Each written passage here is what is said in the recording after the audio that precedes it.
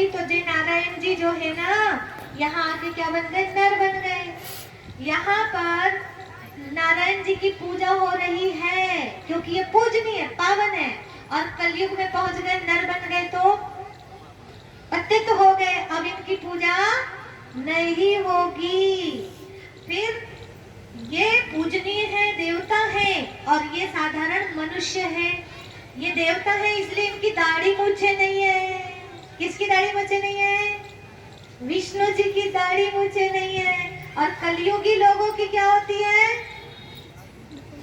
क्या होती है? दाढ़ी मूछे होती है। बोलो ना, अच्छे से बोलो जरा, इसी से तो अंतर समझ में आएगा कि यहाँ के कलयुगी लोगों की दाढ़ी मूछे होते हैं, ब्रह्मा जी की भी दाढ़ी मूछे। इसका मतलब ब्रह्मा जी कहाँ गए? ब्रह्मा जी कहाँ के? सत्युग के? ब्रह्मा जी सत्युग के नहीं है, कलयुगी नर है। अच्छा बताओ, यहाँ के नर की पूजा होती है क्या? नहीं, तो ब्रह्मा जी की पूजा क्यों होगी? क्यों होगी आप बताइए? हो ही नहीं सकती। कलयुगी मानव अपनी पूजा क्यों कराएंगे? वो पूजा नहीं कराते हैं। और सबसे बड़ा अंतर मनुष्यों का, वो कलयुगी मनुष्य है, उसमें उसका सबसे बड़ा प्रमाण विष्णु जी। इधर ध्यान दीजिए, विष्णु जी कभी बूढ़े होते हैं नहीं। क्यों? क्योंकि वो देवता है। देवता कभी बूढ़े नहीं होते हैं। और ब्रह्मा जी क्या कहेंगे? ब्रह्मा जी बूढ़े हैं क्योंकि वो कलयुगी मनुष्य। कलयुगी लोग बूढ़े होते हैं कि नहीं होते? बस अब इतनी सारी बात बताने के बाद अब हम सभी लोगों को समझ जाना चाहिए। क्या समझ जाना चाहिए? कि नारायण जी ही सतयुग में भी आते हैं, त्रेता में भी आते हैं, द्वापर में भी आते हैं, कलयुग भी आते हैं। इसीलिए कृष्ण जी कहते हैं ये वो नर है जो श्री नारायण के दर्शन कराएगा। तो नारायण कहाँ है? आपके अंदर नारायण बैठा है। आपको अपने अंदर के नारायण तत्व को जगाना है। और हे नारी, आपके अंदर कौन बैठी है?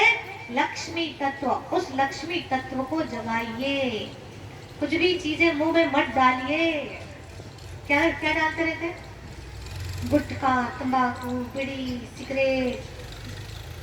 भाई लोग तो शराब, बहनें भी पीती आजकल, सिगरेट भी मस्त पीती आजकल बहनें, है ना? तो ये क्या कर रहे हैं? ये लक्ष्मी जी कभी सिगरेट पीती है? नारायण जी शराब पीते हैं? तो आप किसके वंशज हैं? देवताओं के वंशज है ना। आप दादा की लाज रखो। कहते हैं ना, उनकी दाढ़ी की लाज रखो। अब याद रखना, आज के बाद कोई देवी देवताओं का वंशज जो होगा वो मांसाहार कर नहीं सकता। सच्चे सनातनी होगे यदि, सच्चे हिंदू कहलाते हो यदि अपने आप को, और देवी देवताओं की पूजा करते हो, देवी देवताओं की फोटो घर में रखते हो, तो आज के बाद अपने मुख पे कोई मांस का टुकड़ा भी नहीं जाना चाहिए, भी नहीं लाना है। ये ध्यान रखो। ये बहुत समझने जैसी बातें हैं। अच्छा चलिए, अब वो पार ब्रह्म परमेश्वर इस धराधाम पर आ चुके। आप कहोगे आपको ये सारी बातें कहाँ से पता, सरस्वती वाली और ये सब चीजें? कोई हो तो पूछे, जानने की कोशिश करे, कहाँ आ गए, कैसे आ गए। वो आ चुके हैं। और सुनिए, 1936 से उनका काम शुरू हो चुका है। आदिदेव, भागीरथ, ब्रह्मा, हिरण्यगर्भ, इतने नाम है ब्रह्मा जी के। भागीरथ भी ब्रह्मा का नाम है। भागीरथ, ब्रह्मा, आदिदेव, अधिदेव और हिरण्यगर्भ। ऐसा गर्भ जिसमें पार ब्रह्म परमेश्वर रूपी हीरा समाया हुआ हो, उस हीरे को यहाँ समाने की क्षमता हो जिसमें, वो है ब्रह्मा। ठीक है। अब ब्रह्मा पुत्री गंगा को भेजते हैं। वो कहाँ भेजते हैं? तो जैसे बोलते हैं कि मैं भेज तो दूं, लेकिन गंगा को धारण करने वाला कोई नहीं होगा, तो गंगा कहाँ चली जाएगी? पाताल में चली जाएगी। तो इधर शंकर जी जटा खोल के बैठे रहते हैं, उसमें गंगा जी आके प्रवेश कर जाती है। ब्रह्मा पुत्री और वो आकर के फिर उनका उद्धार करती है, जले हुए जो थे उनका उद्धार करती है। अब इसका मतलब क्या है? इसका अर्थ ये है, ये संसार जो है ये काम क्रोध लोभ मोह अहंकार के वश होकर के चल रहा है, श्रापित हो गया है। ऐसे ऐसे कर्म करते हैं लोग कि अंदर से बददुआएं निकलती है, और जो बददुआएं निकलती है ना, तो क्या क्या निकलती है, कभी कभी इतना ज्यादा परेशान कर देते हैं लोग, जमीन जायदाद पूरी हड़प लेना, या झूठ बोल करके दूसरे को गलत साबित कर देना, खुद को सच्चा साबित कर देना, ऐसी ऐसी हरकतें करते हैं कि इतनी बददुआएं निकलती है अंदर से उन सब के लिए। तो ऐसे इसको कहते हैं श्रापित हो रहे, और वो अपने ही किए कर्मों से जल रहे, मर रहे। और उसी लिए आज हर एक व्यक्ति क्या कहता है, एक समस्या खत्म नहीं होती, दूसरी नहीं होती, तीसरी, पूरे टाइम समस्या में फंसे हुए हैं हम, पता नहीं क्या है हमारे घर में। ये हमारे मुख से निकले गलत शब्द, हमारे गलत कर्म हमें इस ऐसे परेशान कर रहे हैं, और यही जल रहे हैं। ऐसे टाइम पर पुकार रहे हैं कि भगवान आओ, अब तो उद्धार करो। तो भगवान क्या करते हैं, गंगा को भेजते। कैसे भेजते, देखो इधर। अच्छा बताओ, गंगा कौन से कलर की साड़ी पहनती है? गंगा कौन से कलर की साड़ी पहनती है? अच्छा, जब गंगा ऊपर से आई तो कहाँ आके बैठ गई? कहाँ आके बैठी बताओ? शंकर जी की जटाओं। एक बार क्या हुआ, हम लोग शंकर जी की मूर्ति बना रहे थे। एक चित्रकार कलाकार भाई था हमारे यहाँ, वो हमारे आश्रम पे आके बना रहे थे, छत पे। हमको झांकी वगैरह सजानी थी तो उसके लिए बना रहे थे, मिट्टी के शंकर जी बना रहे थे। तो जब हम बना रहे थे तो वो कुछ सामान चाहिए होता है ना मूर्तिकार को, तो लिस्ट बना के देता है। उसने लिस्ट बना के दिया, बोले दीदी अब मुझे चाहिए एक डॉल, गुड़िया, एक गुड़िया चाहिए जो बच्चे लोग खेलते हैं वो गुड़िया, और झाड़ू की सीखें होती ना, झाड़ू की ऐसे, तो वो चाहिए। अब मैंने कहा ये इसका क्या काम है यहाँ पे, पूछा मैंने। तो उन्होंने कहा शंकर जी की जटा बनाने जा रहा हूँ ना, तो जटा के ऊपर यहाँ गंगा देवी को बिठा लूंगा, तो वो गुड़िया जो आती है ना मार्केट में, उसको गंगा बनाऊंगा, सफेद साड़ी पहनाऊंगा। हाँ, और झाड़ू का क्या करोगे भाई? तो उनके मुंह से ऐसी निकालूंगा झाड़ू, वो सीख से इस तरह से निकालूंगा तो उसे समझ में आएगी कि ये गंगा है। समझ में आ रहा है? मैंने उस दिन सोचना शुरू कर दिया था इस मैटर पे, ये मामला क्या है, ऐसा क्या होता है। एक तो मुझे ये अच्छा नहीं लग रहा था कि एक पुरुष है शंकर जी, उसके ऊपर एक महिला बैठी है, बड़ा बेकार लग रहा था। परंतु कुछ तो बात होगी, सब तो है सब। उसका मतलब ये है, स्वयं भगवान शिव पार ब्रह्म परमेश्वर, जिसकी जटा में समाया है संपूर्ण ज्ञान, स्वयं भगवान पार ब्रह्म परमेश्वर भगवान शिव, जिसकी जटा में, अब दिखाने के लिए तो साकार देहधारी दिखाना पड़ेगा कि नहीं, तो जिसकी जटा में समाया है ये सारा ज्ञान। आप लोग भी तो बोलते हो ना, अरे भाई अभी टावा में ज्ञान की गंगा बह रही है, जिसको भी डुबकी लगाना है आ जाओ। किधर बह रही बताओ, बताओ कहाँ बह रही गंगा? कोई गंगा वंगा नहीं बह रही है, सब ऐसे ही बोलते हैं। कहाँ बह रही बताओ? पंडाल में। कहाँ से बह रही बताओ? कहाँ से बह रही है? मुंह से। मेरे मुंह से भी एक लोटा पानी निकल तो सारे भाग जाओगे आप लोग। पानी निकलेगा तो आप बैठने वाले नहीं रहोगे। तो फिर कौन सी गंगा निकली फिर? किस गंगा को सुनते सारे उसमें डुबकी लगाने बैठे सारे? तो देखो वो ज्ञान किसका है? पार ब्रह्म परमेश्वर परमात्मा शिव के भेजे में समाया है, ये जटा में समाया, यहाँ समाया है, ठीक है। और वो ज्ञान की गंगा जो है, वो ज्ञान जो है उन्होंने ब्रह्मा के मुंह से दिया, ब्रह्मा के मुंह से। और ब्रह्मा के मुंह से जितने लोगों ने सुना उन सब ने श्वेत वस्त्र धारण किया, और वो श्वेत वस्त्र धारण किया और वो ज्ञान का कलश माताओं बहनों के सिर पे रख दिया। कि जाओ पूरे दुनिया में जाकर के इस सत्य ज्ञान का प्रचार प्रसार करना। और वो श्वेत वस्त्रधारी बहनें पूरी संसार में बह रही है और उसी गंगा में संसार डूब रहा है, डुबकी लगा रहा है। अब कहते हैं कि गंगा में विषय वैतरणी नदी में डुबकी लगा लो तो क्या होगा? उद्धार हो जाएगा। अगर विषय वैतरणी नदी से पार जाना है तो सफेद गाय की पूंछ पकड़ लो तो तर जाओगे। तो भाई काली गाय ने क्या बिगाड़ी है? गाय तो गाय होती है, कलर से इतना अंतर आ गया? नहीं, यही बात बोला गया है कि श्वेत जो गंगा है, अगर इसके पद चिन्हों पर भी चलिए, पूंछ पकड़ना माना पद चिन्हों पर चलना, जो बात ये कह रही है, सुना रही है, उनके पद चिन्हों पर भी चल गए तो हमारा उद्धार हो जाएगा। और विषय वैतरणी नदी से पार कैसे लगेंगे? तो देखो, ये क्षीर सागर था, सतयुगी संसार क्या था? क्षीर सागर था। और ये कलयुगी संसार क्या बन गया? क्या बन गया? इसको कौन सा सागर बोलोगे? विषय सागर। कौन सा सागर? विषय सागर। अब ये विषय वैतरणी नदी है, विषय सागर है, जहां पर विषय वासना के बिना इंसान जिंदा नहीं रह सकता। और इस टाइम पे ब्रह्मा कुमारी टारगेट पे है। क्या टारगेट पे है? कि भाई ब्रह्मा कुमारी संस्थान में जाना तो सोच समझ के जाना, ये पति पत्नी को भाई बहन बना देती है। अब क्या ताली बजाना? पति पत्नी को भाई बहन बनाती कह रहे तो ताली बजा रहे, ये तो गलत बात है ना। ये ब्रह्मा कुमारियां गलत करती है कि नहीं? पति पत्नी को भाई बहन बना देती है इन लोग, और आप ताली बजा रहे हो कैसे? तो सुनो, हाँ, जिन्हें अच्छा लग रहा वो बजा रहे, बाकी शॉक्ड हो गए, देख रहे हैं क्या मामला। सुनो सुनो, डरना नहीं, हम कुछ नहीं करेंगे, हम घबराना नहीं। कोई पति पत्नी घर में वो रहते हैं, हम जाके कोई उनके बीच में कई सारे पति पत्नी आते हैं हमारे यहाँ।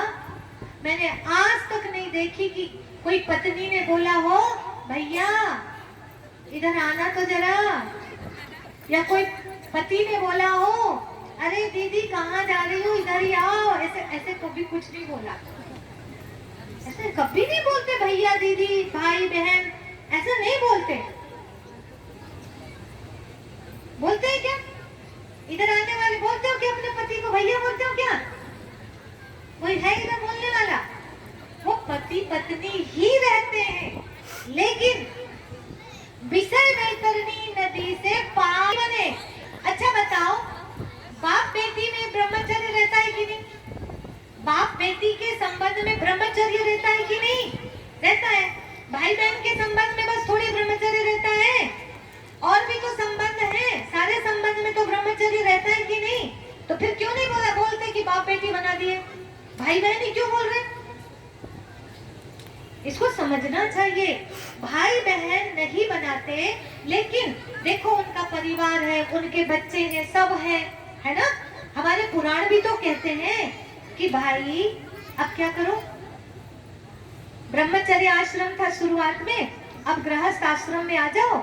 अब गृहस्थ आश्रम पूरा हो गया, अब जिम्मेवारी पूरी हो गई, अब वानप्रस्थ आश्रम में आ जाओ।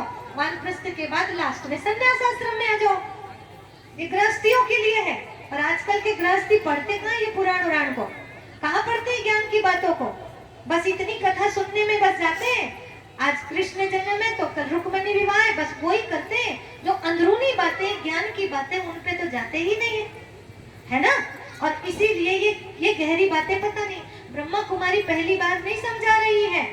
ये पुराणों में लिखा है कि गृहस्थी बनने के बाद में उन्हें ब्रह्मचर्य को धारण कर लेना चाहिए, यानी वानप्रस्थ में चले जाना चाहिए।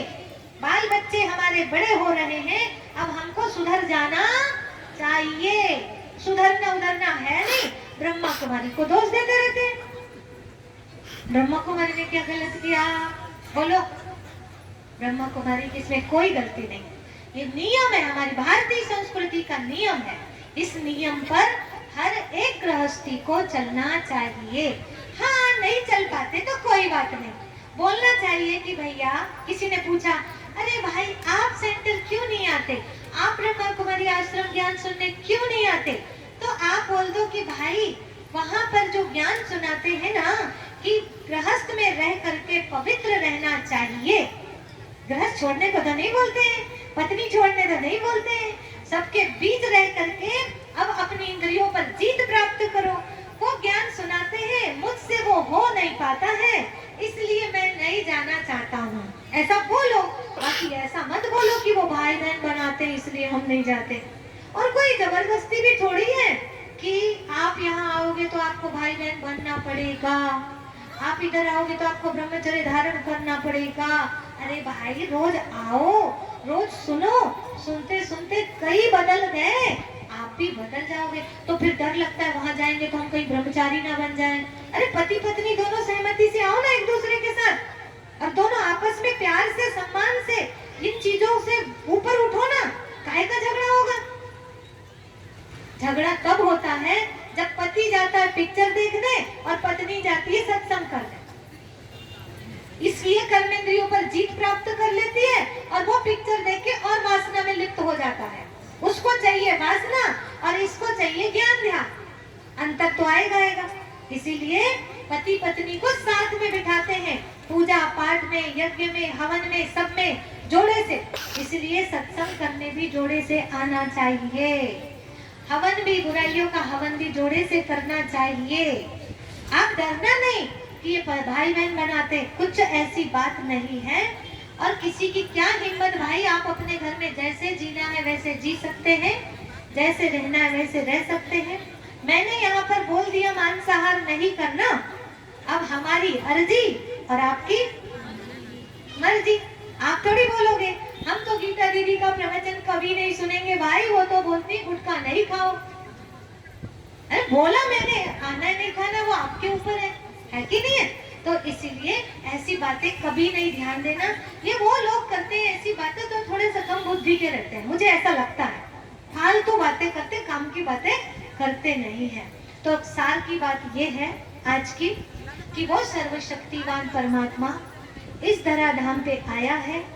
1936 से ये काम शुरू हो गया है, 100 साल में काम पूरा होना है। ब्रह्मा जी की आयु कितनी है, तो कितने वर्ष बचे?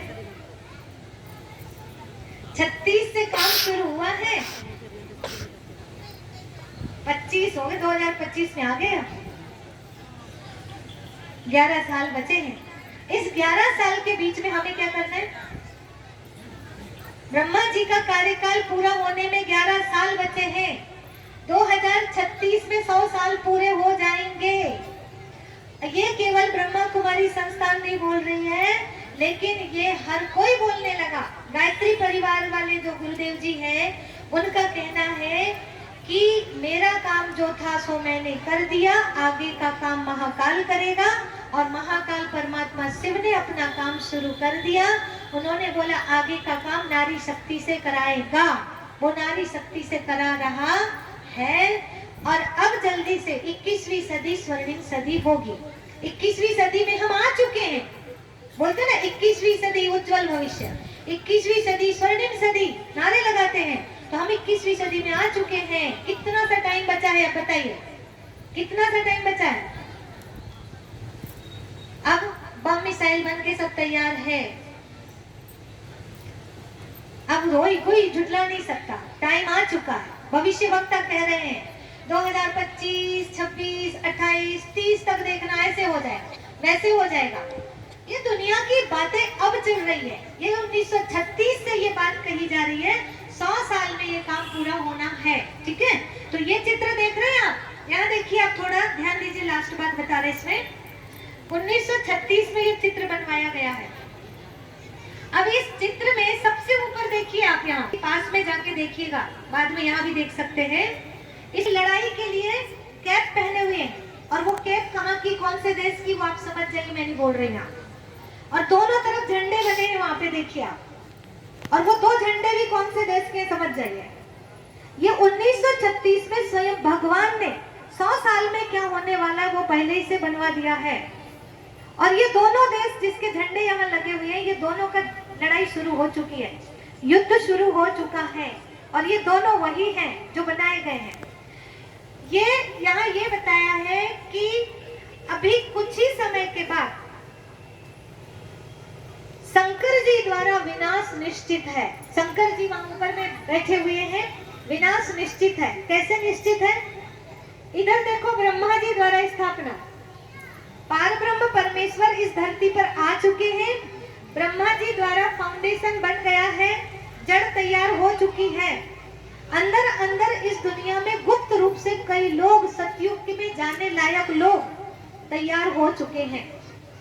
यानी जिसके अंदर पूरी तरह से सतयुग आ चुका है, यानी इसकी जिसकी सोच भी पॉजिटिव हो गई है, बोल भी पॉजिटिव हो गया, उसके कर्म भी पॉजिटिव हो गए।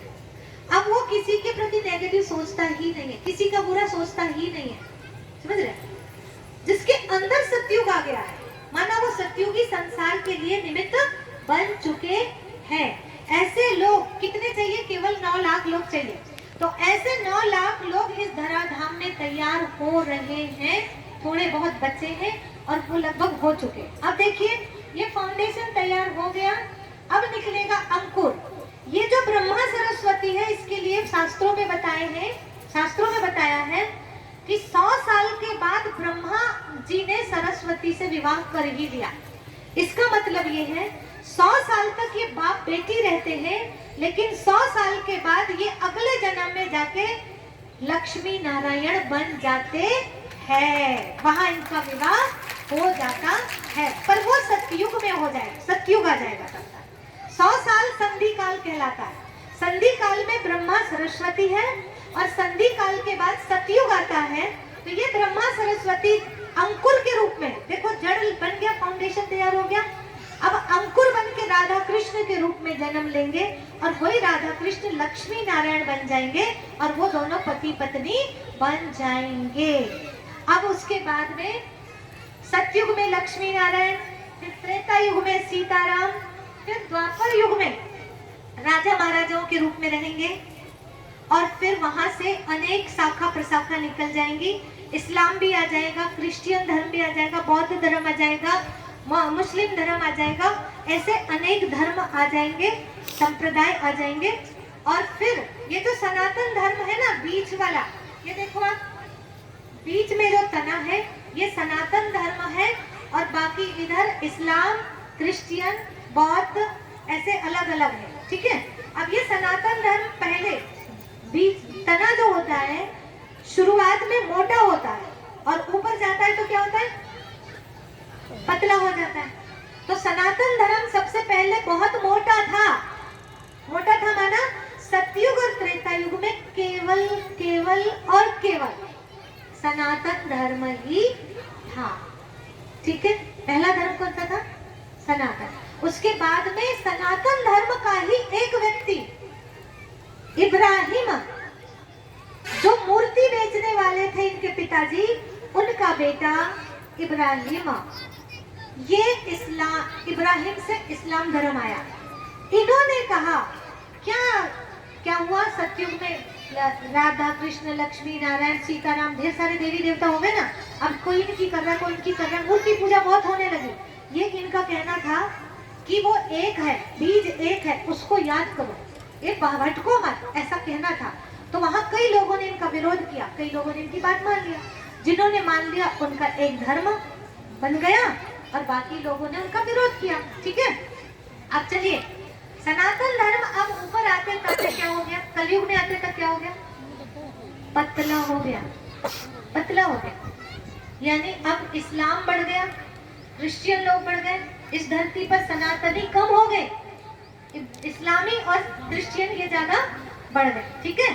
अब इतने सारे जब ये बढ़ गए, सनातनी कम हो गए, कम भी हो गए, पावर भी कम हो गई कि नहीं? बताइए, पावर कम हो गई कि नहीं? क्यों हो गई हमारी पावर कम?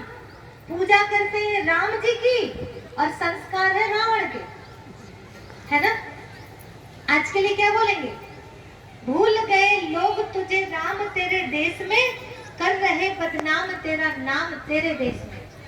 राम के भक्त रहीम के बंदे, देख लिए इनके भी धंधे, इन्हीं की काली करतूतों से हुआ ये मुल्क मसान, कितना बदल गया इंसान। क्या कर रहे हैं हम लोग?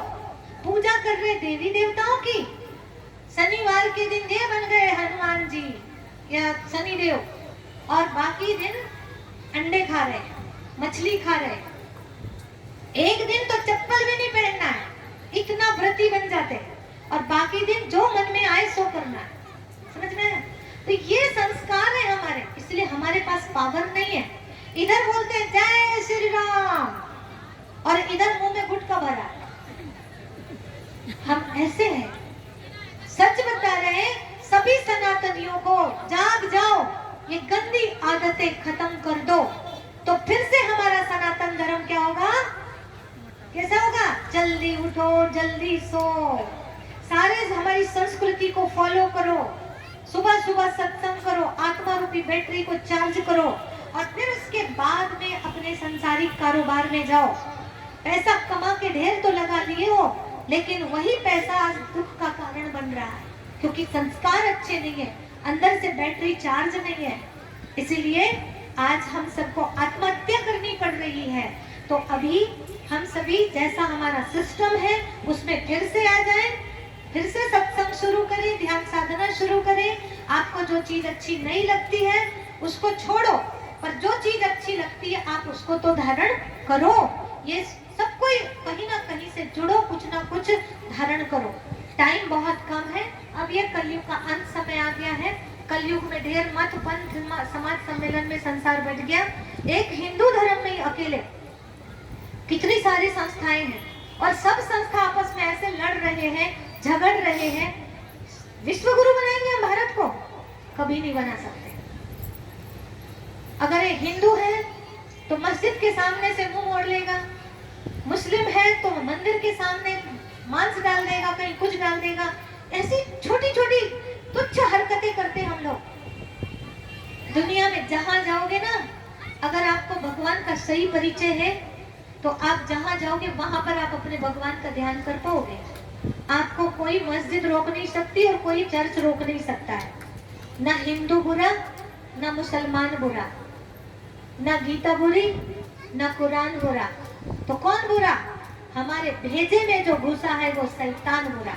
इस शैतान को ठीक करने की जरूरत है। आज ये एक पिता की संतान है, ये ज्ञान नहीं है हमारे पास में।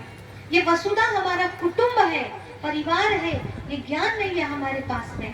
इसीलिए हम ऐसा व्यवहार कर रहे हैं। आज किसी की बेटी ने कुछ गलत कर लिया, ये न्यूज में छाप रहे हैं, उसकी बेटी ने ये कर दिया, वो कर दिया। आपकी बेटी होती तो आप छिपाते कि छापते? बोलो बोलो। छिपाते, और छिपाते ही नहीं, जाके उसकी पिटाई भी करते घर के अंदर, लेकिन बाहर दिखाते नहीं। ऐसा नहीं है कि उसको आप प्यार करते, उसको डांटते, सब कुछ करते, लेकिन अंदर जाके ऐसे हम दूसरे के बच्चे के लिए क्यों नहीं सोचते? उसकी बदनामी के लिए हम क्या क्या फॉरवर्ड करते रहते हैं। याद रखना, आप किसी के बच्चे को बदनाम करोगे, अरे वो भी बच्चा है, गलती कर लिया है, यदि आप उसकी फैलाओ तो मत बातें, उसके माँ बाप को कैसे लगेगा? अरे वो भी सुधरने का प्रयास कर रहे, वो भी सुधारने का प्रयास कर रहे हैं। हम क्यों उनकी बातों को इतना तुल देते हैं, फैलाते हैं? अपना भाईचारा का भाव रहेगा ना, तो हम कभी ऐसे काम नहीं करेंगे। ठीक है, तो आइए, ये लास्ट टाइम है, इसके विनाश के लिए तैयारी हो चुकी है। त्रिशूल से विनाश होगा। त्रिशूल, शंकर जी त्रिशूल यूं करेंगे, विनाश हो जाएगा। ये त्रिशूल क्या है? 3 शूल, 3 कांटे, 3 कष्ट। प्राकृतिक आपदा पहला, दूसरा अंतरराष्ट्रीय युद्ध, तीसरा गृह युद्ध। ये दोनों तैयार हैं, अमेरिका रशिया खास तैयार हैं, और अब यही तैयारी बढ़ रही है, और ये विश्व युद्ध शुरू हो चुका है। अभी 1, 2, 4 देशों में शुरू हुआ है, अब ये विश्व युद्ध का रूप लेने वाला है। ये बात 1936 में बता दिया गया था। स्वयं पारब्रह्म परमेश्वर के माध्यम से ये चित्र बनाया गया है। हमारे 10-11 साल के अंदर में ये पूरी दुनिया का नक्शा बदल जाने वाला है। लेकिन ये 2 बिल्ले आपस में लड़ेंगे, हमें विश्व की बादशाही मिल जाए, हमें कश्मीर मिल जाए, हमें ये मिल जाए, लेकिन कुछ किसी को मिलने वाला नहीं है। ये लड़ते लड़ते लड़ते रह जाएंगे और माखन तीसरा खा जाएगा। बोलो कौन खाएगा माखन? माखन चोर कौन है? माखन चोर कौन है? कृष्ण कन्हैया लाल की। वही माखन खाने वाले, याद रखना। तो श्री कृष्ण को माखन मिलेगा और वो भी कहाँ रहते? भारत। भारत ही विश्व गुरु बनेगा, यह गारंटी है। लेकिन हम लोग क्या कह रहे पता है? हम लोग क्या सोच रहे हैं? कन्हैया जी ने माखन खाया। कौन सा माखन खाया? वो वाला। अरे इतना सिंपल काम नहीं करते। वो कहते हैं मैया मोरी मैं नहीं माखन खायो, लेकिन मैया मोरी मैंने ही माखन खायो। तुम जो समझ रही हो वो माखन मैंने नहीं खाया, पर मैंने ही खाया। पर क्या खाया? विश्व की बादशाही का गोला। ये है विश्व की बादशाही। इसलिए उनके मुंह में मिट्टी खाया, माखन खाया, ऐसे बोलते ना। जब मुंह खोल बोला तो क्या देखा? पूरा ब्रह्मांड। कोई मिट्टी नहीं, कोई माखन नहीं। समझ रहे हैं आप? तो हम लोग कृष्ण को समझे जरा सा, इतना सिंपल ना समझे कि कृष्ण को पूरे विश्व की बादशाही मिलने वाली है। यहाँ का नर ही ऐसी करनी करेगा जो श्री नारायण बनेगा, और यहाँ की नारी ही ऐसी करनी करेगी जो श्री लक्ष्मी बनेगी। तो जो शुरुआत में हमने बताया था आज आपको कि समुद्र पीपल के पत्ते में कन्हैया जी तैरते तैरते आएंगे अंगूठा चूसते हुए, उसका मतलब यही है। क्या मतलब है उसका? क्या मतलब है?